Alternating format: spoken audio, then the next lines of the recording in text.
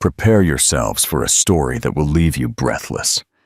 If you love drama, intrigue, and life's unexpected twists, be sure to give this video a like and subscribe to the channel. You won't want to miss how the fate of our characters unfolds.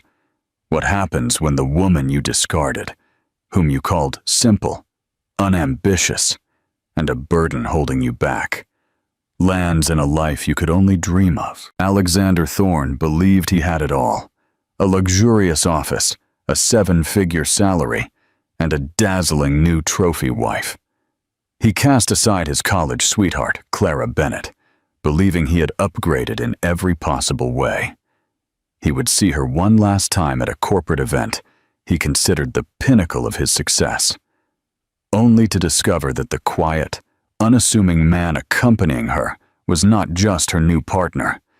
He was the sole owner of the entire company to which Alexander had dedicated his life, and revenge was about to be served. Not hot and loud, but cold, silent, and utterly devastating. This is the story of how a man who thought he had reached the summit was pushed from the peak by the ghost of a life he so carelessly abandoned. Hit that like button now if you're ready for an unforgettable journey. Don't forget to subscribe and turn on notifications so you never miss another empowering story. And tell us in the comments where in the world you're watching from. We love seeing how far these stories travel. Chapter 1. The Breaking Point. The air in the minimalist million-dollar apartment felt thin and sterile, much like the conversation. Alexander Thorne adjusted the cuffs of his bespoke Tom Ford shirt, the impeccable fabric in stark contrast to the fraying edges of his 14-year marriage to Clara. "It's just not working, Clara," he said, his voice tinged with a practiced, almost bored finality. He avoided her eyes, looking instead out the floor-to-ceiling window at the glittering expanse of London that stretched below. This view, this apartment, this life, he had earned it. And Clara, in her worn jeans and a simple gray t-shirt, no longer fit the picture. Clara clutched a lukewarm teacup, her knuckles white. Her heart was a cold, heavy stone in her chest. 14 years, Alexander. That's not something you just decide isn't working, like a faulty appliance. "Don't be dramatic," he scoffed, finally turning to face her. His gaze swept over her, and she could feel him cataloging her perceived flaws: the absence of makeup, her hair pulled back in a simple ponytail, the lack of designer labels. "We want different things. I have goals, ambitions. I'm about to be named Senior Managing Director at Apex Capital. I need a partner who complements that, someone who thrives in that world." The unspoken words hung in the air between them. Someone who isn't you. Clara had been a rising star in the art history world, a curator with a keen eye and a passion that lit up every room she entered. But as Alexander's career in finance began its meteoric ascent, the demands grew. The constant travel, the late-night business dinners, the expectation that she would be the perfect smiling hostess at a moment's notice. She had voluntarily stepped back, postponing her own ambitions to support his. She managed his life, their home, their social calendar, creating the stable foundation upon which he built his empire. She thought it was a partnership. He, it was now clear, saw it as a service contract that had expired. "So, all this time," she said, her voice trembling slightly, "the dinners I hosted for your clients, the weekends I spent alone while you were on business trips, the career I gave up, that was me holding you back?" "It was a different phase," he said dismissively, waving a hand as if swatting an annoying fly. "We were kids when we met. We've grown apart. My life is moving in a certain direction, and yours, well, it's static. You're comfortable, you lack drive. Clara, you're happy with your books and your quiet little life. There's nothing wrong with that, but it's not enough for me." That was the deepest cut. He had taken her contentment, the peace she had cultivated in the small spaces he allowed her, and turned it into a character flaw. The divorce was a brutal, efficient affair. Alexander's lawyers, sharp and ruthless, dismembered their shared life with surgical precision. He was generous, he told everyone. He allowed her to keep the modest savings account they had started in their 20s and half the equity from the sale of their first home. A pittance compared to the fortune he had amassed in his own name. The apartment, the art collection she had curated, the stock portfolio. It was all his, the fruit of his labor. On the final day, as Clara packed her last personal belongings into cardboard boxes, Alexander entered with Scarlett, a woman who seemed to have been assembled in a lab for the specific purpose of being a billionaire's girlfriend. She was all long blonde hair, impossibly white teeth, and a dress that cost more than Clara's first car. She glided through the space, her eyes scanning the art on the walls with a vacant, possessive air. "Alexander, darling," Scarlett purred, ignoring Clara completely. "Are you sure you want to let this one go? The colors are a bit muted." She pointed to a painting by a lesser-known impressionist that Clara had discovered and treasured, a piece that represented the last vestiges of her old life. Alexander chuckled, a sound that made Clara's stomach clench. "Whatever you want, babe. We can redecorate everything, a completely fresh start." Clara stood motionless, a box of books in her arms. She looked at Alexander, this man she had loved since she was 19, and saw a complete stranger. The warmth in his eyes, the easy laugh she used to adore, had been replaced by a cold, metallic gleam. He looked right through her, his face a mask of indifference. She didn't say a word. She simply turned, walked out of the apartment, and didn't look back. As the elevator descended, she saw herself reflected in the polished brass doors. She looked tired, defeated. The woman Alexander described, static, unambitious, comfortable, stared back at her. For one terrifying moment, she believed him. Her new apartment was small, a second-floor walk-up in a neighborhood with more character than glamour, in the heart of Edinburgh. The first few months were a blur of quiet grief. The silence was the loudest thing. There were no last-minute client dinners to prepare, no suits to pick up from the dry cleaner, no ego to manage. There was just her. She unpacked the boxes of her old life, and with them, the woman she used to be. She pulled out her art history textbooks, her research papers, the exhibition catalogs she had helped curate years ago. It felt like an archaeological dig, unearthing the fossilized remains of a forgotten dream. One rainy Tuesday, looking at the blank walls of her apartment, a spark ignited. It wasn't the roaring fire of Alexander's ambition, but a small, steady flame. She deserved more than this quiet sadness. She deserved to be surrounded by beauty, the kind she understood, the kind she had once been an expert in. She took Alexander's generous settlement, rather than clinging to it for security. She made a decision. She wasn't going to be static. She was going to invest in herself. She started a small, one-woman art advisory business from her dining room table. She called it Bennett Curations. Her first clients were old contacts from her university days, friends who had stayed in the art world and remembered her talent. Work was slow at first, sourcing individual pieces for modest homes, helping young collectors make their first purchases. It wasn't the high-stakes world of multi-million-dollar auctions she once dreamed of, but it was hers. Every success, no matter how small, was a brick laid in the foundation of her new life. She didn't follow Alexander's life, but it was impossible to avoid it completely.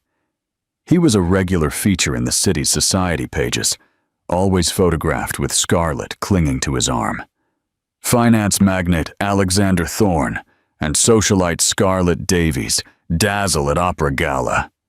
Power couple shines at charity ball. They were the picture of success, and with every glossy photo, the world seemed to affirm his decision. He had upgraded. He had won. Clara, meanwhile, was a footnote in a story he no longer told. But as she hung the last piece of art in a client's home, a vibrant abstract that brought the whole room to life, she felt a satisfaction no society photo could capture. She was building something real, something of her own. And she was just getting started. Do you think Clara regretted giving up her career for Alexander? Let us know your opinion in the comments below. Chapter 2. The Quiet Ascent. Julian Croft moved through the world like a phantom. He was one of the few people on the planet whose wealth was so vast, so deeply embedded in the bedrock of the global economy, that it afforded him the one luxury no one else could buy: true anonymity. He owned shipping lines, tech incubators, vast tracts of commercial real estate, and a portfolio of private equity firms, one of which was a mid-performing company he barely thought about, called Apex Capital Partners. His name wasn't on any building. He didn't give interviews. His holding company, Croft International, was a name whispered in the highest echelons of finance, but completely unknown to the public. His passion, the place where he spent both his money and his time, was art. He didn't collect for investment or status. He collected because it was the only thing that made the noise of his life quiet. In the silent conversation between a viewer and a canvas, he found a clarity that multi-billion-dollar balance sheets could never provide. He learned about Clara Bennett through a trusted source, the director of a major museum, to whom Julian was a significant, albeit anonymous, donor. "There's a woman," the director had said over lunch. "Clara Bennett. She was brilliant, one of my best students years ago. Disappeared into a marriage for a while, but she's back on her own doing advisory work. She has the eye. She doesn't just see a painting, she sees the soul behind it. She finds stories, not just assets." The word stories piqued Julian's interest. He was tired of dealers who only talked about auction records and appreciation potential. He asked the director to make a discreet introduction. The first time Clara met Julian was at a small, independent coffee shop, halfway between her apartment and his discreet downtown office. She had been nervous, expecting a pompous elderly magnate. The man who stood to greet her was anything but. He was in his mid-40s, with kind, intelligent eyes that held a hint of weariness. He wore a simple, well-made cashmere sweater and dark jeans. There was an aura of stillness about him, a stark contrast to Alexander's frantic, restless energy. "Miss Bennett," his voice was quiet and warm. "Julian Croft. Thank you for meeting me. Please call me Clara." Their conversation wasn't about money. He didn't ask her about her fees. Instead, he asked what she was passionate about. He wanted to know what period of art made her feel the most, what artists she believed were criminally overlooked. She found herself talking for an hour, words spilling out, with an enthusiasm she hadn't felt in years.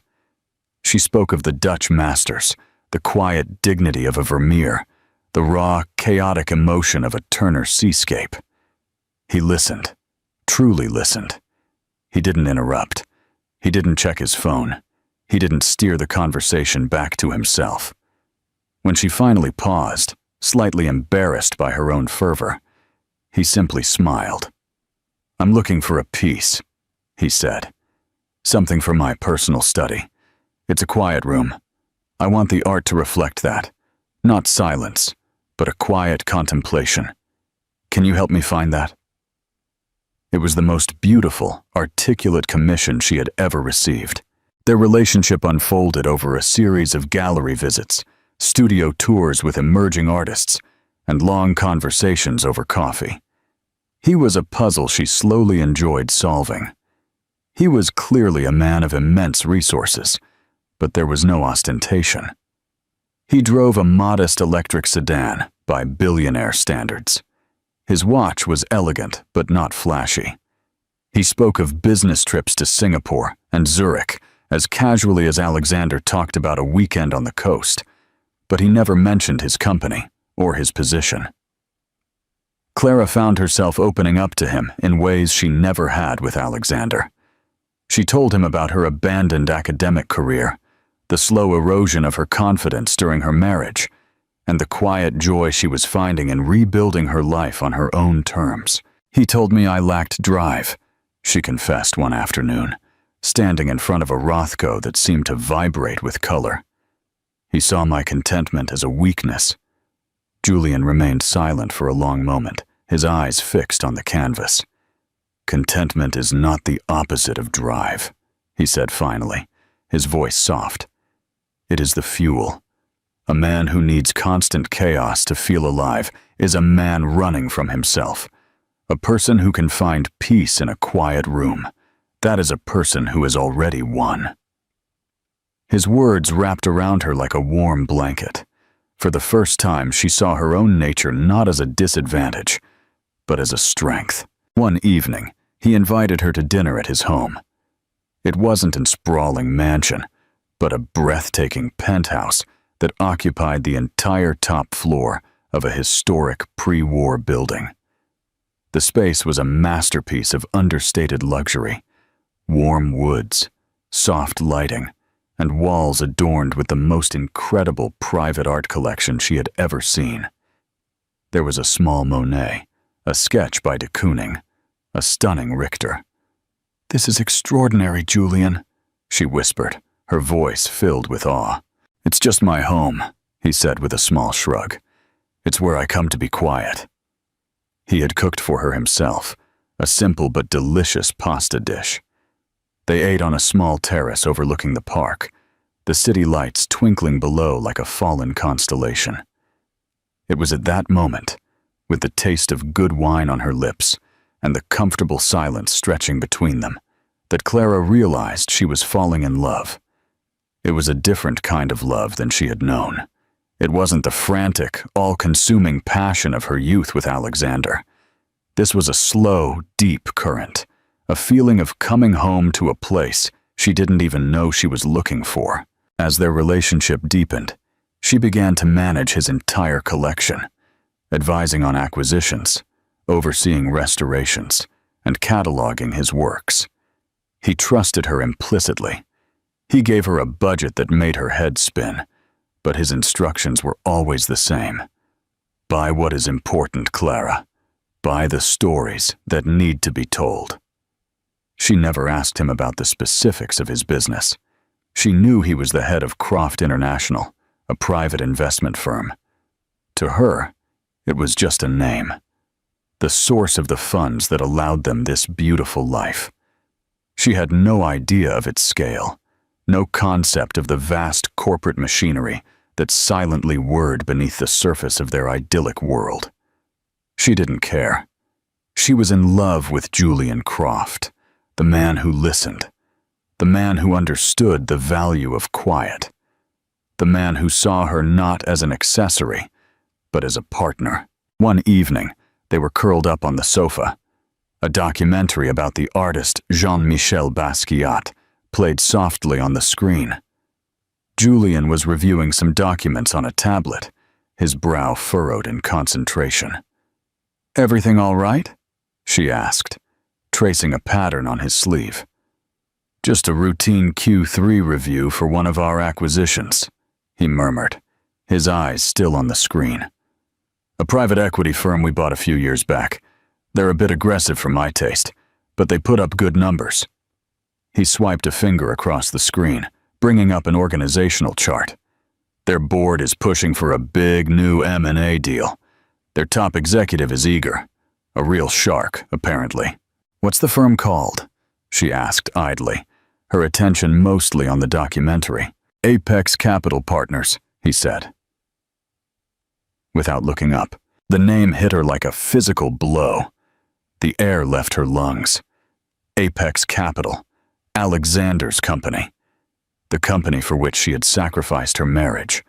The company where he was a shark, desperate to make his mark. She looked at Julian's profile, this kind, quiet man, who was now her whole world. He spoke of Alexander's firm as a minor asset, a line item on a balance sheet. He swiped the screen again, and a chain of emails appeared. She saw the name Alexander Thorne in the toe field of a memo. The pieces clicked with horrifying, dizzying clarity. Julian wasn't just rich. He wasn't just successful. He was Alexander's boss.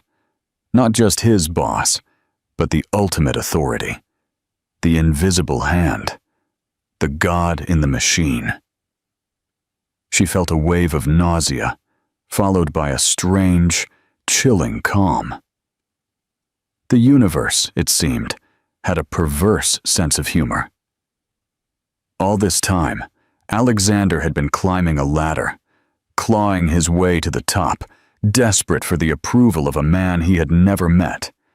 And that man was now falling asleep on the sofa, his head in the lap of the woman Alexander had thrown away like trash. She looked at Julian, his face softened by the dim light, and then thought of Alexander, arrogant and proud, strutting through the halls of Apex, completely oblivious. The drama he had written for their lives, where he was the conquering hero, and she, the forgotten prologue, was about to take a turn he could never have imagined. And the curtain was about to rise. Do you think Clara should have told Julian sooner? Share your thoughts in the comments. Chapter 3. The Grand Entrance. Alexander Thorne felt invincible. He was on the verge of the deal that would cement his legacy at Apex Capital. For 6 months, he had been spearheading the hostile takeover of a small but brilliantly innovative biotech firm called Biogenics. It was a ruthless, aggressive campaign that had pushed legal and ethical boundaries. But Alexander thrived on that adrenaline. This was the deal that would finally give him the senior managing director title, the 8-figure bonus, and the fawning respect he craved. His life with Scarlett was exactly as he had designed it, a whirlwind of black-tie galas, exclusive resort vacations, and extravagant spending. Scarlett was the perfect accessory, beautiful and vacuous. Their conversation never strayed to anything more complex than her next spa appointment or the latest gossip from her social circle. She was a reflection of his success, and he loved her for it. Yet sometimes, in the dark of night, a sliver of unease would creep in. He would look at Scarlett's perfectly placid face, asleep beside him, and feel a deep emptiness. He remembered a time when conversation meant debating art or philosophy with Clara until 2 in the morning, her eyes alight with passion. He banished the thought as quickly as it came, dismissing it as a momentary weakness. He had made his choice. This was the better life. One evening, he and Scarlett were dining at the Mirror, a 3-Michelin-star restaurant where reservations were a status symbol. He was celebrating a preliminary victory on the Biogenics deal. "To us," he said, raising his glass of aged Bordeaux, "and to my new kingdom." Scarlett giggled, clinking her glass against his. "I saw the most divine diamond bracelet at Cartier, darling. It would look perfect with my dress for the Apex Gala." Alexander barely heard her. His eyes had drifted across the opulent dining room and frozen. There, at a secluded table, was Clara. But it wasn't the Clara he remembered. The tired, defeated woman from the apartment was gone. This Clara was radiant. She wore a simple yet exquisitely cut emerald green dress that highlighted the warmth of her skin. Her hair was styled in soft waves, and she was laughing, a genuine, uninhibited sound that seemed to fill the space around her. And the man she was with. Alexander's eyes narrowed. He didn't recognize him. The man was not ostentatious. He wore a discreet, expensive suit, his attention focused solely on Clara. There was an intimacy between them, a comfort that spoke of something deep and real. Alexander felt a hot, unfamiliar pang of jealousy. It was absurd. He had Scarlett. He had everything. So why did the sight of his static ex-wife, looking so vibrantly happy, feel like a personal insult? "Who is that?" Scarlett asked, following his gaze. "Is that your ex? God, what is she wearing?" "It's no one," Alexander snapped, turning his attention back to his plate.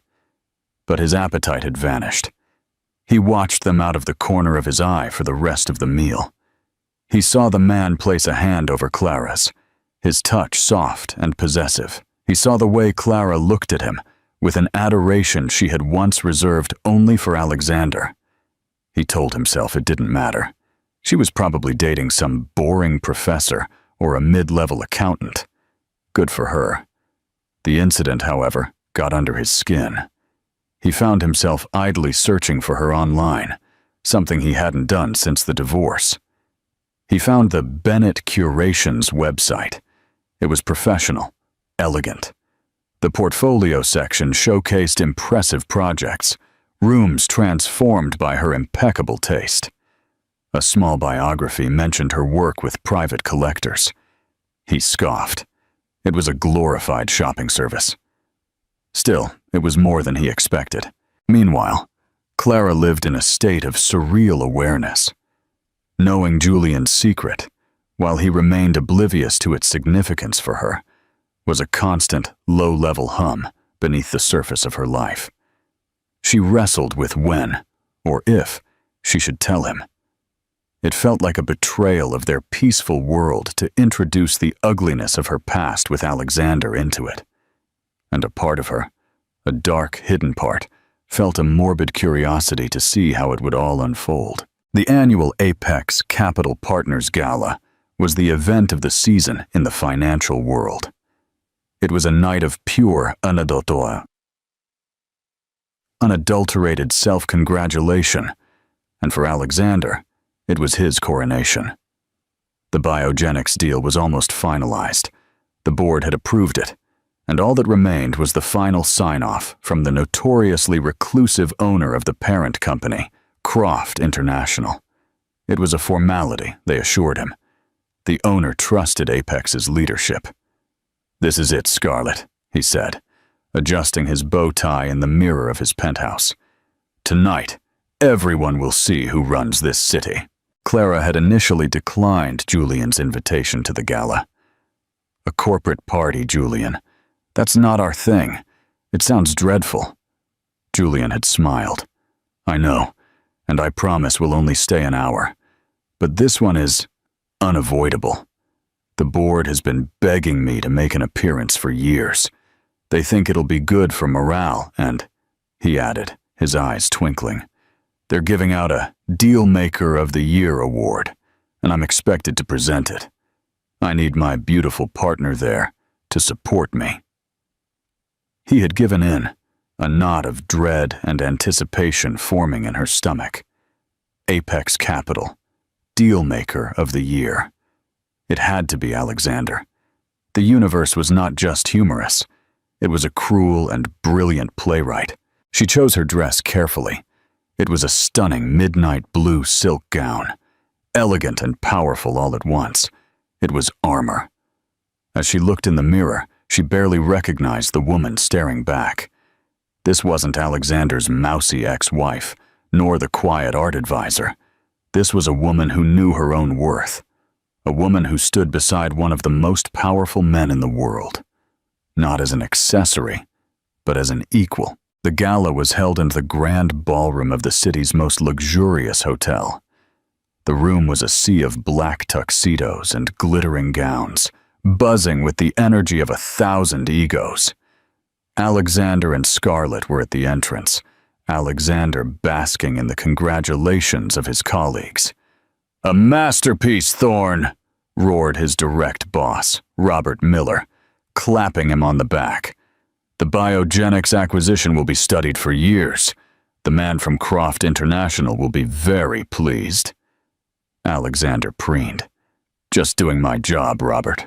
It was then that a hush fell over the room. Conversations died. Heads turned towards the grand entrance. Julian Croft had arrived. He moved with the same quiet grace, but in this context, it was magnified into an aura of immense power. The crowd parted for him as if by an invisible force, and on his arm, looking serene and impossibly beautiful, was Clara. Alexander's champagne glass slipped from his fingers, shattering on the marble floor. The sound was lost in the collective gasp of the room. He stared, his mind refusing to process what his eyes saw. It was like watching two worlds collide, two narratives that should never have intersected. Clara, with the man from the restaurant here, and everyone was looking at him, not with admiration, but with growing, horrified awe. The man who had been a phantom, a legend, the ultimate source of power in his world, was here, and his ex-wife was on his arm. Scarlett's grip on his arm tightened. "Alexander, what's happening? Who is that man?" Alexander couldn't speak. His throat was dry.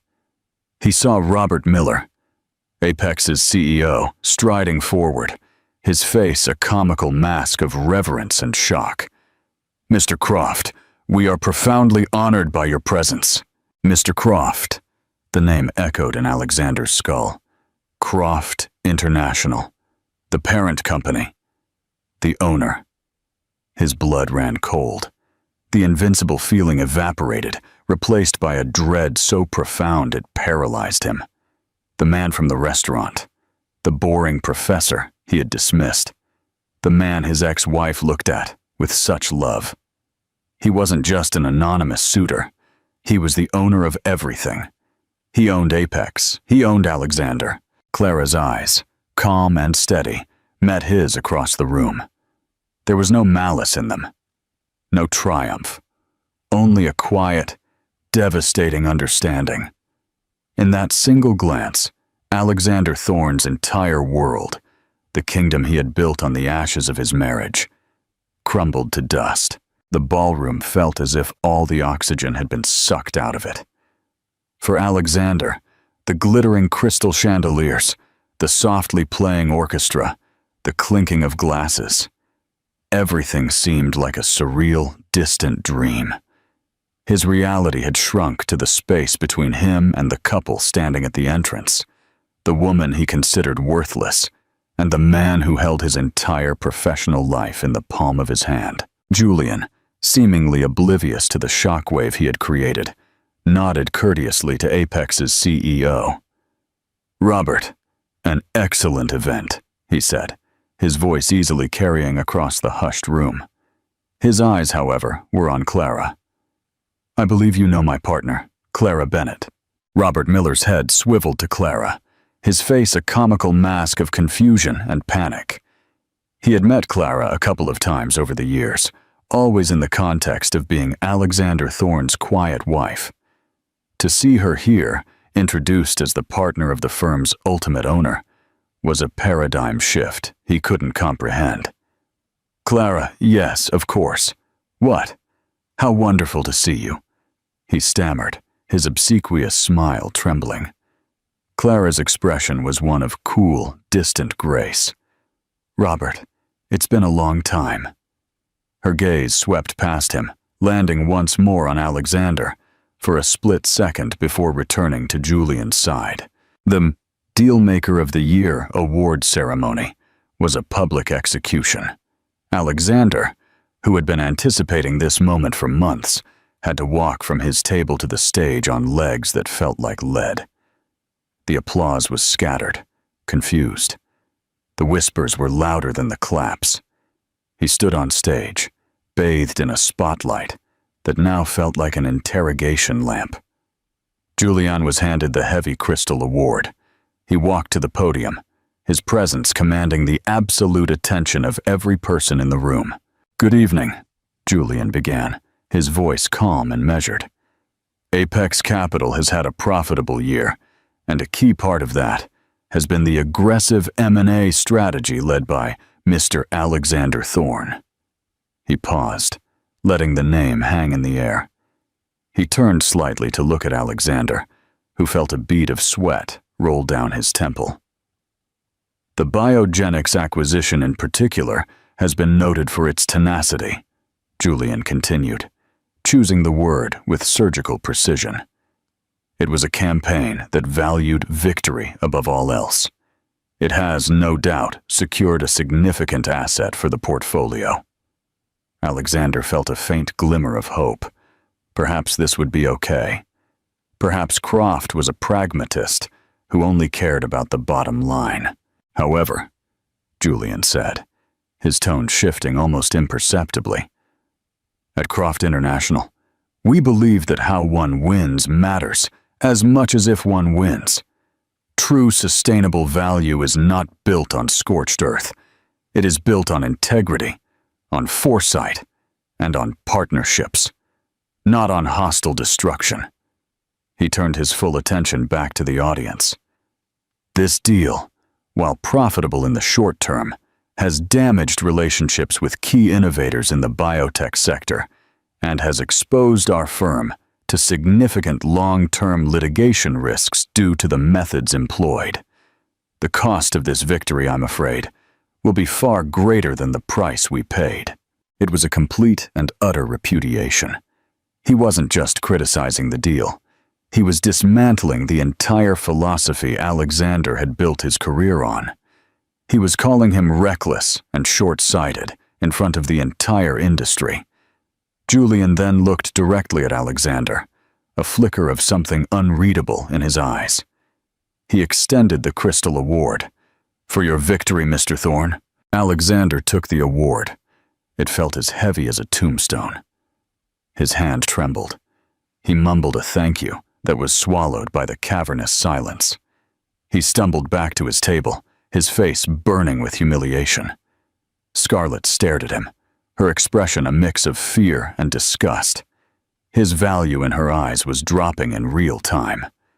He watched as Julian walked away from the podium, and Clara moved gracefully to his side, placing a soft hand on his arm. They looked like a king and queen surveying their court. Alexander was nothing more than a disgraced court jester. The gala ended shortly after. People avoided Alexander's table as if it were radioactive. His colleagues, who had been patting him on the back an hour earlier, now couldn't meet his eyes. The message was clear. His patron saint had excommunicated him. The drive home was silent and cold. Scarlett sat as far away from him as possible in the back of the car. "So," she said finally, her voice dripping ice, "your ex-wife is dating the man who owns your company." It wasn't a question. "I didn't know," Alexander said, his voice a hoarse whisper. "You didn't know?" She laughed, a shrill, ugly sound. "You, Alexander Thorne, the man who knows everything, who prides himself on having every angle covered. You missed that. You told me she was a nobody, a sad housewife, living in a pathetic apartment." "She was," he insisted, desperation creeping into his voice. "Clearly she wasn't," Scarlett sneered. "My God, the humiliation. Everyone was looking at me. They weren't looking because they were jealous. They were pitying me." She shuddered.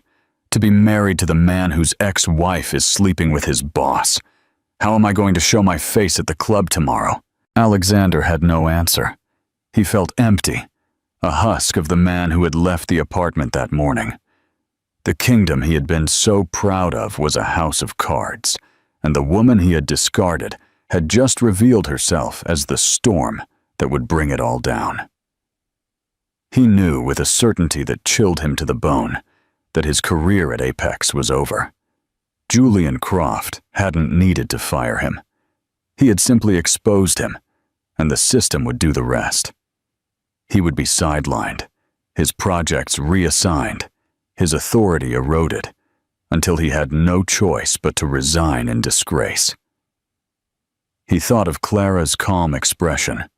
It wasn't triumphant. It was something far more devastating. It was indifference. She had stopped caring enough to even be an enemy. He was just a loose end, a piece of her past that had inconveniently resurfaced in her present.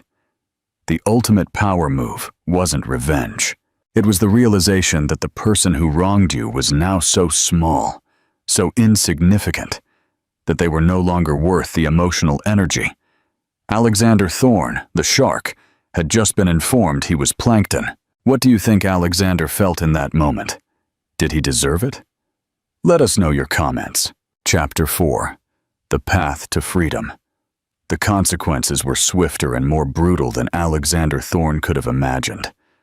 On the Monday after the gala, he walked into the Apex offices, and the atmosphere was thick with his professional obituary. People avoided his gaze. Those who spoke to him did so with a tense, pitying courtesy that was worse than open hostility. Robert Miller, his former champion, called him into his office. The door was closed. "Alexander," Robert began, not even bothering to offer him a seat. "We're going to have to restructure the leadership on the biogenics integration. Given Mr. Croft's feedback, we need a different approach, a more diplomatic touch." "You're taking me off my own deal?" Alexander asked, the words tasting like ash.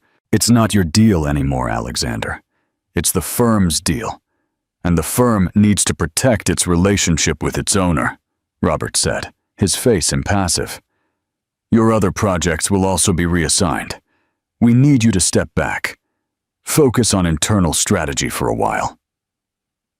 Internal strategy, the corporate equivalent of Siberia. They were putting him in the freezer, leaving him to wither in a silent, windowless office until he got the hint and resigned. His life began to unravel. Scarlett, seeing that the wellspring of money and status was about to dry up, packed her bags within a week. There was no tearful goodbye, just a cold note left on the kitchen's marble island. "I can't be associated with this kind of failure," it read. "My lawyer will be in touch." She even took the muted painting Clara had left behind. He was alone in the sterile apartment, the silence now a crushing weight. He looked at the city lights, the view that had once made him feel like a king, and felt nothing but vertigo. He was a ghost, haunting the monument to a life that was no longer his. About a month after the gala, his phone rang. It was an unlisted number. "Hello?" he answered, his voice flat. "Alexander, it's Clara." She froze, his heart hammering against his ribs. "Clara, what do you want?" "I'm at our old coffee shop, the one near the university. I have something of yours. I'd like to return it." Her voice was even, uninflected. It wasn't a request. He didn't know why he went. Perhaps it was a masochistic impulse, a desire to see the full extent of his own destruction. He found her at a small table in the back, a steaming mug in her hands. She looked at peace. The frantic energy that had defined his own life was completely absent from her. She gestured to the chair opposite her. He sat, feeling like a supplicant. "I didn't plan any of this, you know," she said quietly, looking into her mug. "I didn't know who Julian was in that sense until a few weeks before the gala. I never set out to hurt you. You could have warned me," he croaked. She finally looked at him, and her eyes were clear and direct. "Why? So you could try to manipulate the situation? So you could try to use my relationship with him to your advantage?" The Alexander I knew would have. The man who told me I was a burden holding him back would have seen it as an opportunity. He winced. The truth of her words was a physical blow. "I'm not here to gloat," she continued. "I'm here because I'm finally closing this chapter of my life, and I want to do so without loose ends." She pushed a small velvet box across the table. He opened it. Inside was the simple, elegant engagement ring he had given her 15 years earlier. He had told her to sell it during the divorce, that she would need the money. "Julian is not a vengeful man, Alexander. she said. "He's a builder. He doesn't enjoy tearing things down." What he said at the gala, that was a business assessment. It was his honest opinion of your work. It wasn't personal for him. It felt personal, Alexander mumbled. "I know," she said, with a hint of sympathy in her voice. "Because for you, everything is personal. Your work, your money, your status.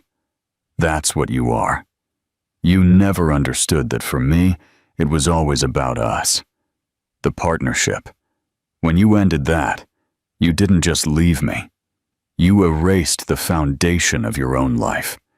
You've been in free fall ever since. You just didn't realize it." She stood up, pulling on her coat. "Julian has established a philanthropic arm of his company, the Croft Foundation. He's asked me to head its new art and culture division.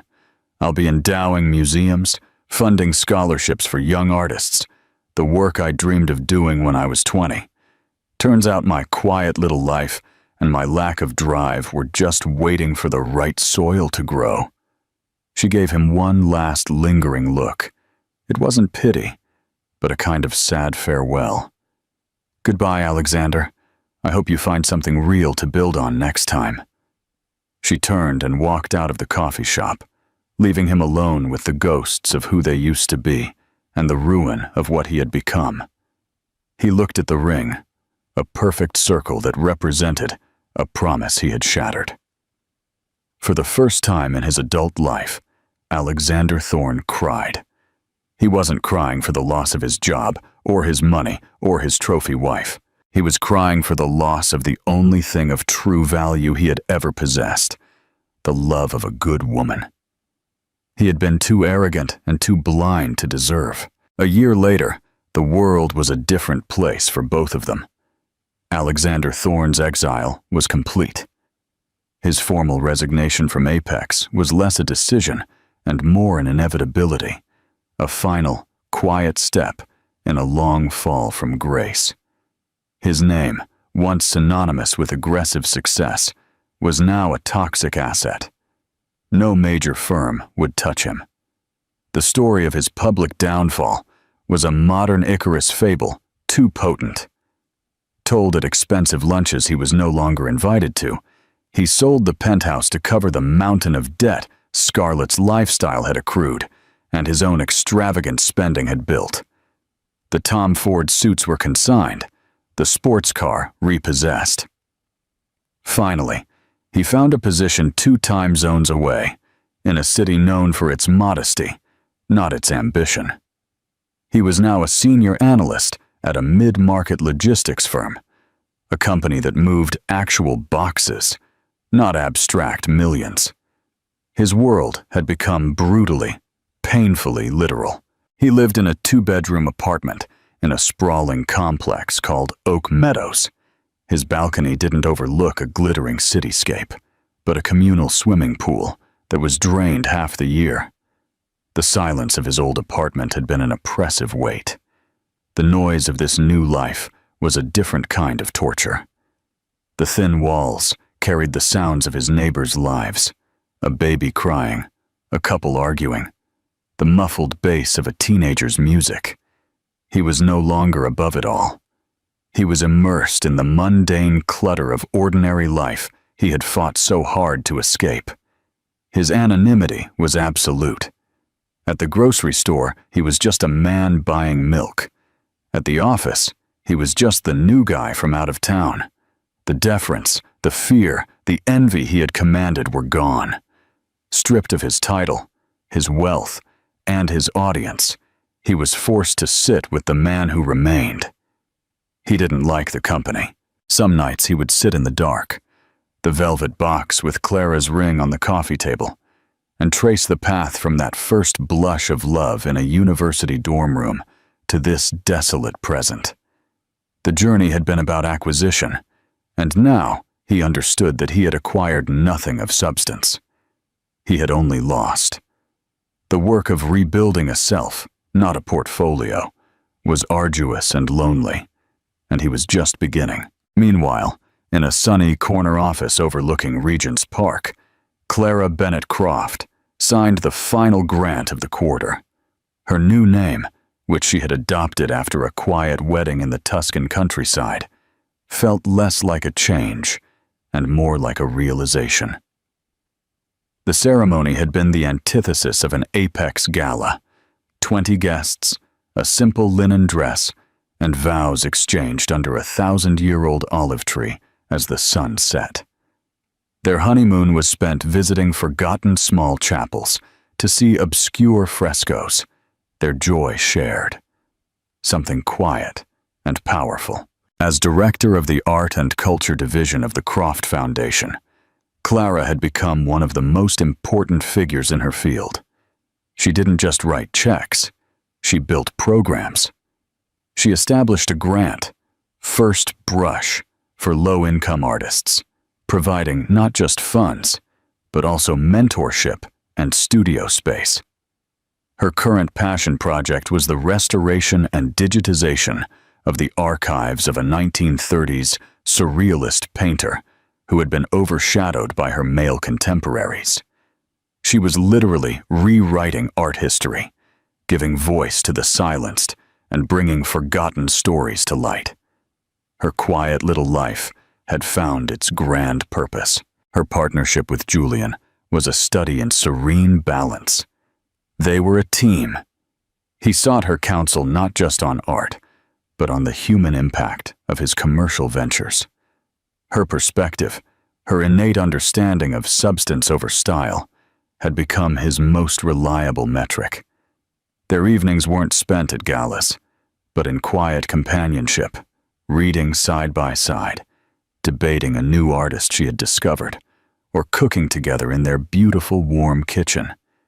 Their power wasn't loud. It wasn't about being seen.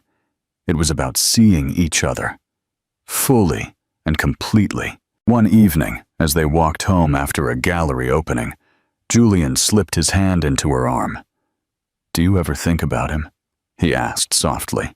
Clara remained silent for a moment, watching the city lights blur. "Sometimes," she admitted, no longer with anger, only with sadness.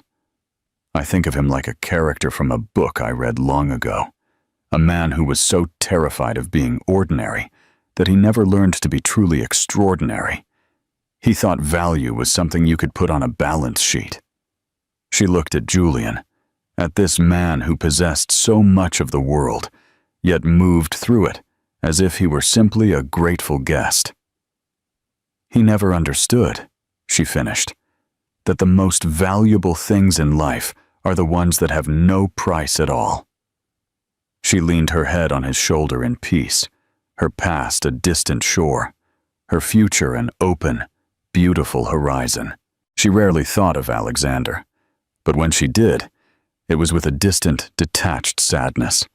For a man who had traded a masterpiece for a cheap imitation, and only realized its value when it was hanging in another man's gallery, admired by the world he had desperately tried and failed to conquer. And there you have it, the ultimate story of karmic justice. This wasn't about a woman seeking revenge. It was about a woman rediscovering her own immense worth, while the man who discarded her learned the brutal difference between price and value. Alexander Thorne chased the glittering, hollow prizes of the world, only to discover that the true treasure was the person he left behind. Clara's victory wasn't just winning the game. It was realizing she was never meant to be a player in his. She was the owner of a completely different game, one played with integrity, passion, and grace. If you loved this story of vindication and the powerful truth that a person's worth is never defined by another's opinion, be sure to hit that like button and tell us your favorite moment in the comments below. What do you think Alexander's life is like now? Don't forget to subscribe and turn on notifications so you don't miss our next story of drama, intrigue, and life's unexpected twists. Thank you for listening.